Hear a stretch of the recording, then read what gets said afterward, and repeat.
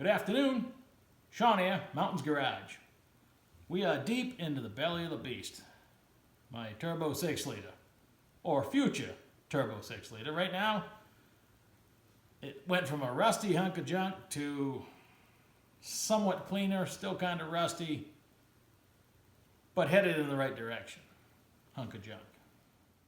Over the last couple of days, I've been chipping rust, scraping paint, scraping grease. I removed the 4 Allen-headed plugs. In reality, 2 of them I could have left right alone. 2 go into the oil, 2 go into the coolant. The ones that go into the coolant passages, I might just as well have left them there. But that's not the way I am. I do it the hard way. I had to weld the nut on one of them to get it out, so I'll have to source another one, but fortunately, I have other engines to steal parts from. If you're lucky enough to know the year of the engine, you're probably further ahead, even though 2004 is January 2004 is a change where they went to different cam bearings and different length head studs or head bolts, if you can believe it. I don't know what year this block is. There's a code under the water pump on the front. It was G04. I looked at that quick last night as I was putting it in the parts washer. I said, great, I got an 04 block. I dug out my 04 cam bearings, my 04 head studs, which would be all the same length, and that's not what I have. I knocked out the first cam bearing. I have the early cam bearings. I have 2 different length head bolts. I have the H04, a G04, and an L06, I think, on the block and the casting. I can't read the part number because it's all rusted, so I'm just going to let it remain a mystery. I don't care what year it is. Generally, it has a Gen 3 early 99 to 03 cam bearings and head bolts or head studs. So I'll just go forward from there, and I don't care what year it is. Because like I showed you with the Gen 3.5 pistons that are the big rods, but they're still pressed, during the changeover, GM and probably all manufacturers will use what they have one way or another. For that matter, go back to the 1973-96 when it mysteriously became a 402. Some say it was a mistake ordering pistons. Others say a bunch of blocks got rusty. Either way, they just improvised, adapted, and overcame. It would actually make more sense if G was the month, which it may be, O was 2000, and 4 was the 4th day of March. Yeah, you do that. So if you know how to read that code, I looked on the good old interwebs, and I'm still confused. I'm sure the information's out there. I only took maybe 30 seconds to look. I'm going right back to, I don't care what year it is. But let's talk about the cam bearings. There's a lot of mystery around the LS cam bearings. Anytime you pull the camshaft out, they look like they're all copper. They're pretty nasty. These were. Some claim they're usable like that. Apparently they weren't real fussy when they machined the cam tunnel. As you continue to read on the old internet, the second cam bearing from the back, number 4, likes to fall out on its own sometimes. A lot of people are afraid to change them. I'm not. I'm going to go ahead and change them. However, right or wrong, I'm going to put cylindrical bonding compound, Loctite, around most of it. I'm not going to go near the oil passage, but the majority of the cam bearing, I'm locking them in place.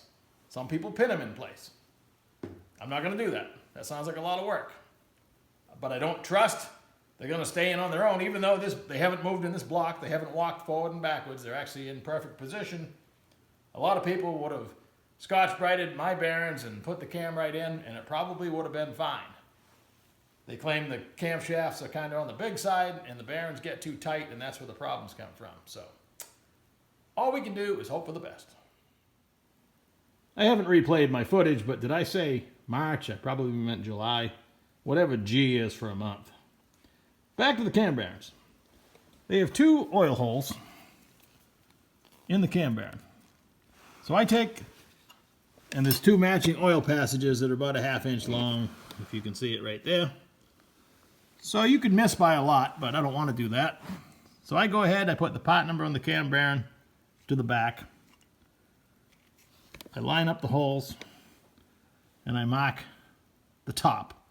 So when I'm looking down, getting ready to drive it in, I know that I want that facing up. Then I just have to center it front and back. I work one at a time. I go ahead, I put the cam bearing tool, I drop it down inside, I thread it all in, I knock it out, I clean up the bore, I remove the tool, install the new bearing, put it back in, knock it right back in, and work my way down the first 3, then spin the block around and do the other 2. They make a nice LS specific cam tool. It's pretty expensive, but I have a brand new universal one which also works really nice. So I'm going to whack them in, show you how they came out. That whole process took about 10 to 15 minutes. I'm not sure I was clear. The cam bearing has 2 holes, the block has 1, and after I center each one in the groove, in the bore I should say, I make sure I can get up into the oil hole using an old Captain Hook here. But marking the top of that and driving them in, I just center them side to side. You can pretty much see where they were before. The whole operation goes pretty smooth. The cam bearings themselves, the new ones, are all marked by part number, what position they go in. 1 and 5, 2 and 4, and number 3 is all by itself. So this fits 99 to 03, I guess technically 97 to 03 in the real LS before we started talking about trucks. You can double check that for yourself. The original cam bearings all have a parting line where they're put together. Kind of looks like a puzzle piece. And they're all worn on the bottom. You flip that around, they all look good on the top. And on the bottom, they've worn to show copper. But I was measuring it compared to a new one. There's really, I mean, they look bad, but I guess the people that choose to run them really aren't making that big a mistake because it seems to work out okay. If you have a set of cam bearings that are staying in the block and you're not rebuilding the entire engine, I guess it's a choice. Me, I got all these tools, I might as well use them. Talking 20 bucks worth of bearings. But I believe, yeah, cylindrical pot bonding compound. I mean, most people would probably frown on it, but it's a perfect application for it. And if that holds the bearing where it belongs and my new camshaft fits in, then we're good. This is the first time using my Lissel cam bearing tool I bought last summer. I used to have access to a snap-on cam bearing tool, and I believe I like this one better. The actual drivers themselves seem a little more rugged. It seemed like the popular one in the snap-on package was always broken. But then again, that might have been the other people that had access to it. I'd give you the part number for this, but I looked over the box and the instructions. Nothing. But it's made by Lissel.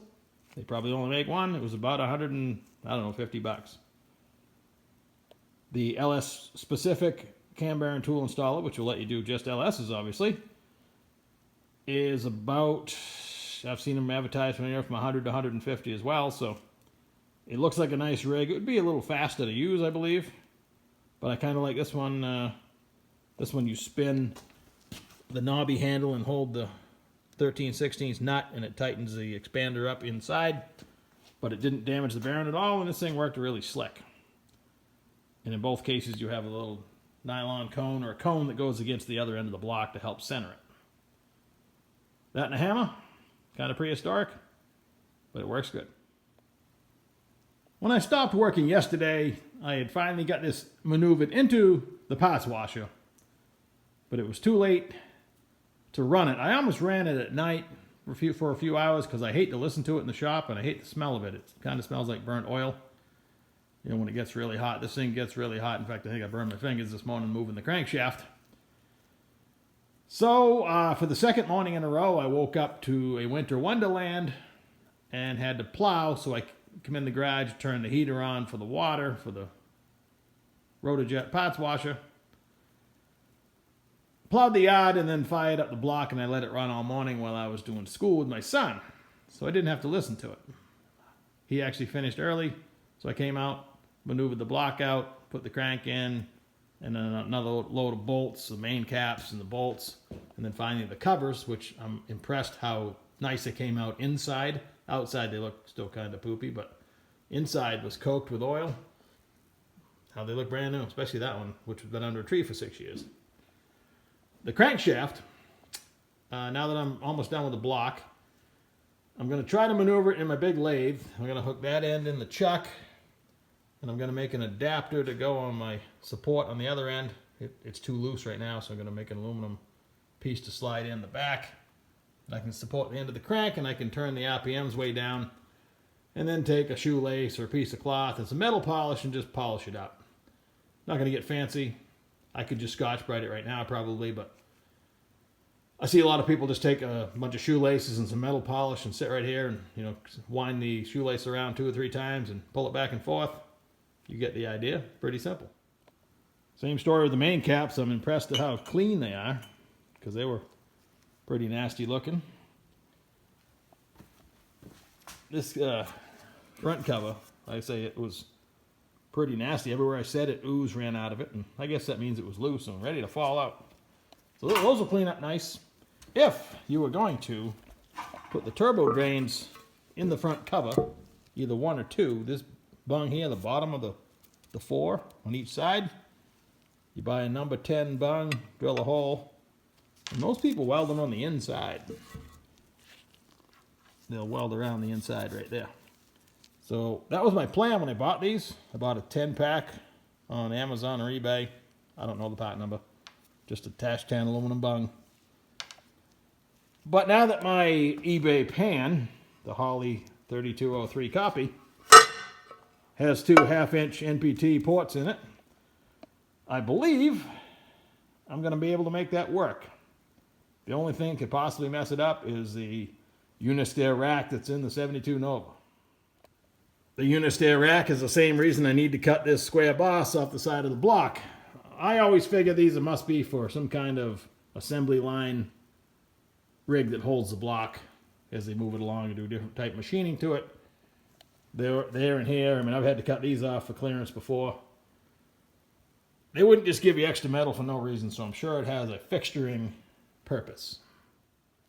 The block is currently in what I would call a semi-clean state. I go around and I touch up all my critical areas where things have to seal. I still have some chipping to do and some cleaning. And then I'll prime it. I'm going to have to prime this one. I bought some engine paint primer and then some Chevy orange. I still have some miscellaneous chipping to do. I always surface where the starter goes, make sure it is a good ground.